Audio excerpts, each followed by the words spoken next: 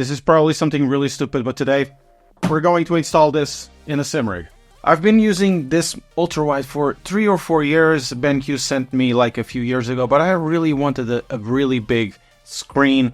I wanted triples, but triples are really not practical in this room, so there is something in between, and that's basically a big TV, so I went and bought one. The objective really is to have a wider field of view, and while it's very good to have a ultra-wide like this, if you go bigger, you get a wider one. Here it is, all installed in the sim rig. It is huge, but remember, this is not about the brand or the technology, if it's mini LED or OLED or whatever. It's just about how cumbersome or amazing it might be to have something like this installed in your sim rig. So if you buy another brand, it doesn't really matter. It's basically the size that it really matters for this video. One thing that you need to have in mind is that you're likely going to need somewhere to mount it unless you have, furniture to allow for it. Because, for sim racing, you do want to bring the TV or the monitor as close as possible for you, so you have the widest possible field of view. In that case, most cases, it will mean you probably need to spend extra to have a monitor stand and, of course, a VESA mount. In my case, I had this monitor stand that I bought a year or 2 years ago, and I also bought from another mount for the sim rig a special monitor mount that would have a VESA mount. So I used both together to allow me to install this. So that means it's likely you're going to need to spend 150 to 200 pounds to get something like this installed in your sim rig. So it's not just about the cost of the panel, which the panel isn't cheap. And if you go to OLEDs or something like that, it's going to be even more expensive. It's also about the cost of installing it on your sim rig or on your room. Unless, of course, you are okay putting this a little more to the back and installing this on the wall, that would be fine as well. What does it mean to run such a big screen? Well, there are sets of advantages, as you would have, and also sets of big disadvantages, pardon the pun, of running a screen just like this. The big advantage for me, and I'm coming from a ultra-wide, is that I do have an increased field of view. I was running with that ultra-wide at around 43 or 42, and with this one, I'm running 52 or 53. It's not the mathematical correct, but it's close enough. You need to adapt the field of view calculation to whatever you have on your rig, your objectives, and the hardware you have around you. If it's close enough, it's close enough. You don't need to be, as obnoxious as the FOV police. We can go around it. So I do have an increased field of view with such a big screen. It is significant. I can see more on the sides. I can see, more of the A-pillar. If, of course, I had something like a G9, a super ultra wide, I would have even a wider field of view, but that comes also with another set of issues that this won't have. And because of it, because I have an increased field of view that covers naturally all of your vision, or your focused vision, because you have the peripheral vision isn't really that sharp, but where your vision is mostly sharp around the center, so around what you see, this is actually a really good choice. This really works for me because I look at more or less where I would be looking in real life, and I have still more screen, which is absolutely fantastic. Gives you a very big sense of immersion. But because this is a flat screen and curved screens are definitely superior for sim racing, I wanted a curved TV, but they don't sell curved TVs anymore. At least not that I could find, and with the specs that I wanted. There is sort of a reverse curve. There is a distortion of sorts because our vision works, it's a binocular and the screen is flat. That means if you start looking from the center to the sides, it does feel like it has an inverse curvature. It's just your perception of it. And in this case, if you had a curved screen, it will look always very straight. It's still a curve there because it's, your brain will do crazy stuff. But for this, you see like the screen is doing an inverse curve. It's ever so slightly.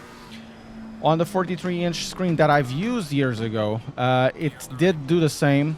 The first time I noticed because I was running a curved screen and then I went to the TV for a few weeks. And with this one, it's exactly the same, but because the screen is larger, you know, the curvature also is longer. Another disadvantage, which will sound a bit of a joke, but it is true, is that because I bought this and because it looks so immersive, you really feel that you are inside a car, more or less. Now, you want more of that on the sides, and it's something I wasn't really expecting. You really want to see more of the TVs. You want to see more TVs on the sides running these big TV panels, so you'd be more, you know, immersed into it. I never had that with the ultra wide, nor when I was running a single 31-inch screen years ago. But with the TV, somewhat I'm feeling that, but I don't have the space inside, so that's not gonna happen. It's just something that I need to mention. It's a bit of a joke, but I think it needs to be mentioned because this will definitely change your standards. Now, there are a few things about running a TV like this, a 4K TV, that it needs to be mentioned. I'm not running at 4K. I'm running at 1440p, and depending on the titles, this can have a bit of visual impact on your perception. We're starting with Assetto Corsa Competizione, and Assetto Corsa Competizione is the game that I notice it the most. I tried with Assetto Corsa in iRacing. I didn't feel any issue in terms of fidelity, because you have to remember, when you downscale from 4K native to 1440p, this is not a 4:1 translation. Therefore, it won't be as crisp. For me, I read the text pretty crisp with no problems whatsoever. No issues. It feels very, very good. Very sharp. But because Assetto Corsa Competizione does have issues with textures, because it's Unreal Engine 4, does have issues with textures running further at the distance. For example, where the Porsche is, you start to feel with this downscaling of sorts, there will be more of a loss of fidelity. I tried this with Assetto Corsa, and I didn't feel that issue. With Assetto Corsa Competizione, going to the downscale, yeah, you do feel that. You can go around it, but it's something that you really need to mention about this. Another issue is the HUD positioning. In Assetto Corsa Competizione, you cannot position the HUD up and down, only left and right. That means some of the tools, I cannot read them. For example, the tires, I can't really read them. I just see the stop tires because of the Simrig. That's another thing we need to talk about, Simrigs. And therefore also a few parts, especially the way that I have set up. Of course, you can go around this. You can get your screen higher, a little bit, higher to see more. But then you kind of lose the perception that you are in a car. It just feels like using a ultra wide that is straight, and you kind of feel like you look down, you have car to see, and it's a choice, but it's it's something also to mention. And because of the way that the HUD doesn't move in this game, you need to be careful with the uprights, because the uprights, depending on what rig you have. For example, on this rig, of course, I will have it because it does have very tall uprights. Most 80/20 rigs will have that. Part of the screen, you won't see it. Now, this is not 1440p, 144 hertz panel. It's a 120 panel. I'm not feeling much delay. In reality, it feels very close to the 144. Of course, there is more sharpness in that 144 panel. But for sim racing, I think this is actually plenty enough. And in reality, I'm really immersed in this. But while driving here, this is not where I'm feeling more immersed. In reality, this is where I feel most immersed while using the TV. It's basically Assetto Corsa. And to be fair, it's one of the reasons why I bought the TV. I wanted to feel immersed in Assetto Corsa and also do a little bit of content, because it's different. It's not that doing content on 21:9 or 32:9 is bad. It's just I just wanted something a little bit different, and I think the TV does feel that very well. it does feel, like I said, most of your peripheral vision. And in a case of driving something like this, in Assetto Corsa, where you're going through a scenic route, it does make a huge difference to your perceptions. You can talk about TVs in a very scientific way, but when you're talking about sim racing and you're talking about the perception that you have while driving, it is a completely different thing, and it's independent of the quality of the screen. There are a few things that you really need to have, like a high refresh rate. But I think the best analogy that I can make up with is like, I have a monitor, an ultra-wide monitor, excellent quality. That monitor, by all intents and purposes, is a miniature to scale, Let's say it's a 1x14, very high quality of a very reputable brand. I don't know my miniatures.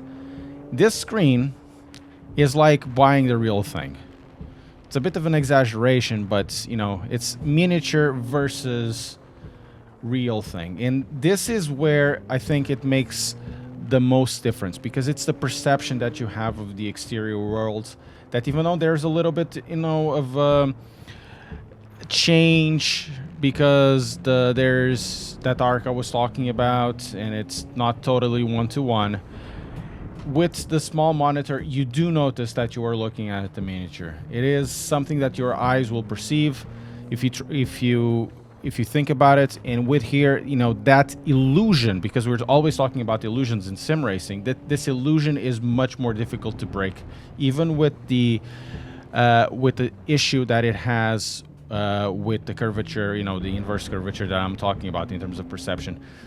It is much more difficult to break the illusion, and this is where you do really feel the immersion. Not everybody will have the space, the money, the patience, or actually, the objective, because in many cases, especially if you're doing, esports, going for the monitor is such a much better choice. But for me, because I'm getting old and I can't buy all the cars that I want, generally, I want to play a little more rather than just to be part of esports or trying to be fast. And in this case, for me, the TV is such a much better choice. After a few days of trying this out with multiple sims, was this huge mistake? No, it wasn't. I'm actually really happy with this purchase. It's probably one of the best purchases I've done for sim racing in a long while. For me, the big thing about this was always about the immersion and how wide it feels and how it makes it feel inside the car. And it's something that the ultra-wide wasn't really giving to me. Like I said, I am getting older, and being fast is not something that is on the cards now.